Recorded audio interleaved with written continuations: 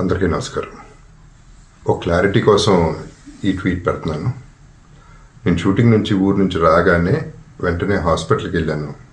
అల్లు అర్జున్ ఈ ఇన్సిడెంట్లో, అన్ఫార్చునేట్ ఇన్సిడెంట్లో, ఈ యాక్సిడెంట్లో ఎఫెక్ట్ అయిన ఫ్యామిలీని చూడటానికి, ఫాదర్ని, ఆ బాబు సిస్టర్ని పలకరించాలని అనిపించింది, చూడాలనిపించింది. హ్యుమానిటేరియన్ గ్రౌండ్స్ మీద వెళ్ళాను.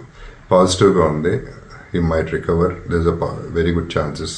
Let's hope for the best అని, with all the peoples blessing and gods and goddesses అని చెప్పేసి భరోసా ఇచ్చి వచ్చాను.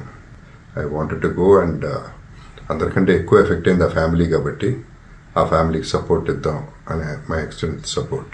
పబ్లిసిటీ చేయలేదు కాబట్టి, ఎవరికి తెలియలేదు కాబట్టి ఈ మాట వచ్చింది. అది I just clarified it. Thank you very much once again. నమస్తే. అందరికీ నమస్కారం. ఒక క్లారిటీ కోసం ఈ ట్వీట్ పెడుతున్నాను.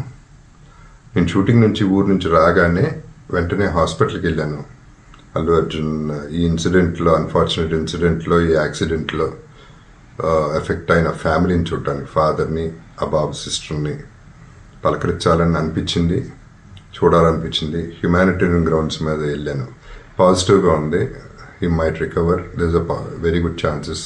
Let's hope for the best అని, with all the peoples blessing and gods and goddesses అని చెప్పేసి భరోసా ఇచ్చి వచ్చాను.